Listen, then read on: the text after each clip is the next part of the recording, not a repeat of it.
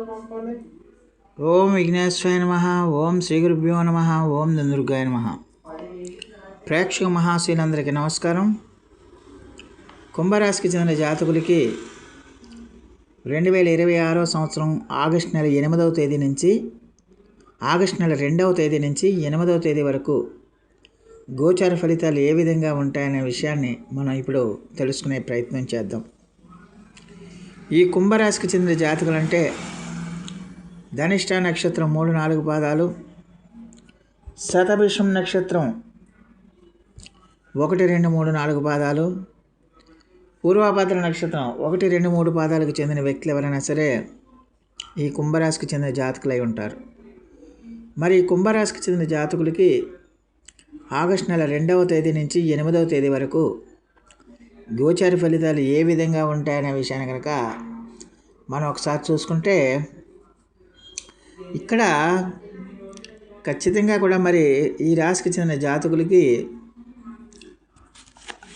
August 2వ తేదీ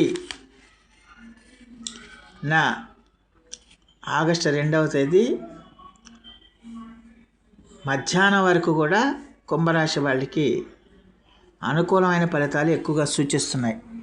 August 2వ తేదీ మధ్యాహ్నం వరకు, ఈ మధ్యాహ్నం నుంచి కుంభరాశి వాళ్ళకి మరి కొంచెం ఆరోగ్య విషయంలో, మాట విషయంలో కొంచెం జాగ్రత్తగా ఉండాలి. ఆర్థిక విషయాల్లో కొంచెం జాగ్రత్తగా ఉండాల్సిన అవసరం ఎంతైనా ఉంటుంది. ఇక 4వ తేదీ రాత్రి 9 గంటల నుంచి 5వ తేదీ 6వ తేదీ వరకు కూడా ఈ రాశి వాళ్ళకి చాలా వరకు అనుకూలమైన ఫలితాలు ఉంటాయి. ఏ కార్యక్రమం చేసినా కూడా చాలా ధైర్యంగా చేస్తారు, సాహసోపేతంగా చేస్తారు, ఆత్మవిశ్వాసంతో చేస్తారు. ఇలా ఆత్మవిశ్వాసంతో చేయటం వల్ల ఖచ్చితంగా కూడా వాళ్ళు అన్నింటిలో కూడా విజయం సాధించడానికి అవకాశం ఉంటుంది. అలాగే మిత్రుల యొక్క సహాయ సహకారాలు కూడా వీళ్ళకి బాగా ఉంటాయి. దానివల్ల ఏంటంటే వీళ్ళకి చాలా ధైర్యంగా ముందుకెళ్ళడానికి అవకాశాలు ఉంటాయి. ఏ పనిలోనైనా కూడా చాలా ధైర్యంగా ముందుకెళ్ళడానికి అవకాశాలు ఉంటాయనే విషయాన్ని గమనించాలి. ఇక 7-8 తేదీల్లో మాత్రం కుటుంబ వ్యవహారాల విషయంలో కొంచెం జాగ్రత్తగా ఉండాల్సిన అవసరం ఉంటుంది. అలాగే కుటుంబానికి సంబంధించిన వ్యవహారాలు కానీ, వాళ్ళతో కుటుంబ సభ్యులతో కానీ మీరు ఎంత జాగ్రత్తగా ఉంటే అంత మంచిది అవుతుందన్న విషయాన్ని గమనించాల్సిన అవసరం ఉంటుంది. మరి ఈ వారం ఖచ్చితంగా ఉద్యోగస్తులకి వాళ్ళు బాగా పనిచేయగలుగుతారు. వాళ్ళు కష్టపడి పని చేయగలుగుతారు. ఈ కష్టపడి పని చేయడం వల్ల వాళ్ళకి వాళ్ళ పనిలో వాళ్ళకి కొంచెం ఇంకా మంచి పనితనంతో వాళ్ళ సామర్థ్యాన్ని చూపించడానికి అవకాశం ఉంటుంది. అది వాళ్ళకి చాలా ప్లస్ పాయింట్ అవుతుంది. అది పై అధికారులని చాలా వరకు మెప్పిస్తుంది. దానివల్ల ఏంటంటే ఆ ఉద్యోగస్తులకి పై అధికారులు మళ్ళీ ఇంక్రిమెంట్లు కానీ, ప్రమోషన్లు కానీ, కొత్త బాధ్యతలు కానీ అప్పగించడానికి ఎక్కువగా అవకాశాలు ఉంటాయి. ఇక వ్యాపారస్తులకి కూడా ఈ రోజున ఈ వారంలో కొత్త ఒప్పందాలు జరగడానికి అవకాశాలు ఉంటాయి. కస్టమర్లు కూడా పెరగడానికి అవకాశాలు ఉంటాయి. కొత్త ఒప్పందాలు జరగడానికి అవకాశాలు ఉంటాయి. అలాగే అవన్నీ కూడా వాళ్ళకి లాభాలను ఎక్కువగా చేకూర్చి పెడతాయనే విషయాన్ని గమనించాల్సిన అవసరం ఎంతైనా ఉంటుంది. వాడికి లాభాలని అందించి పెడతాయనే విషయాన్ని గమనించాల్సిన అవసరం ఎంతైనా ఉంటుంది. ఇక భాగస్వామ్య వ్యాపారాలు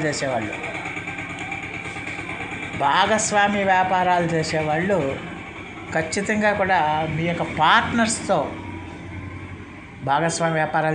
మీ పార్ట్నర్స్తో మీరు ఎంత అప్రమత్తంగా జాగ్రత్తగా డీల్ చేయాలి.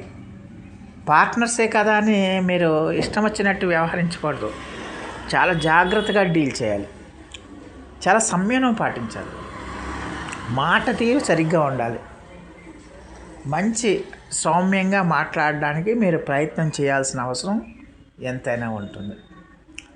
ఈ వారంలో కుంభరాశి వాళ్ళకి ఆదాయానికి ఎలాంటి ఇబ్బంది ఉండదు. ఆదాయం మీరు ఉద్యోగం చేస్తున్నా, వ్యాపారం చేస్తున్నా, ఇతర శ్రామిక రంగాల్లో ఉన్న ఆదాయానికైతే ఎలాంటి ఇబ్బంది ఉండదు. ఆదాయం బాగానే ఉంటుంది. అయితే ఖర్చులు కూడా పెరగడానికి అవకాశాలు ఉంటాయి. పాత బకాయిలు వచ్చే అవకాశాలు ఉంటాయి. రావాల్సిన డబ్బు చేతికి అందడానికి ఎక్కువగా అవకాశం ఉంటుందన్న విషయాన్ని గమనించాలి. అలాగే ఈ వారంలో ఈ రాశికి చెందిన జాతకులు కుటుంబ సభ్యులతో కూడా చాలా హ్యాపీగా సంతోషంగా గడపడానికి అవకాశాలు ఉంటాయి. చిన్న చిన్న అపార్థాలు వచ్చినా కూడా అవి తొలగిపోవడానికి అవకాశాలు ఉంటాయి. ప్రేమికులకు కూడా చాలా అనుకూలమైన ఫలితాలు ఉండటానికి, వాళ్ళ యొక్క రిలేషన్స్ బలపడడానికి ఎక్కువగా అవకాశాలు ఉంటాయి. విద్యార్థులకు కూడా చదువులో ఏకాగ్రత పెరుగుతుంది.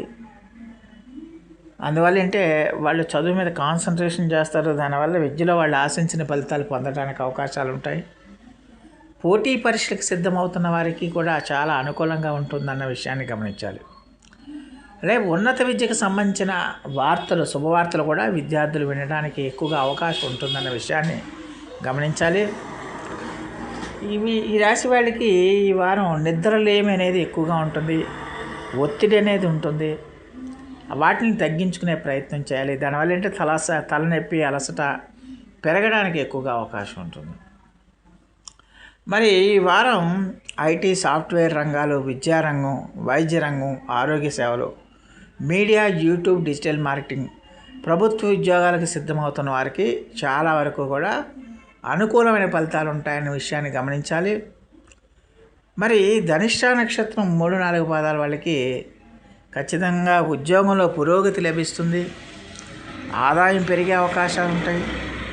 ఆదాయం పెరగడంతో వాళ్ళు అనుకున్న పనులన్నీ కూడా సంపూర్ణంగా పూర్తి చేయడానికి ఎక్కువగా అవకాశాలు ఉంటాయి.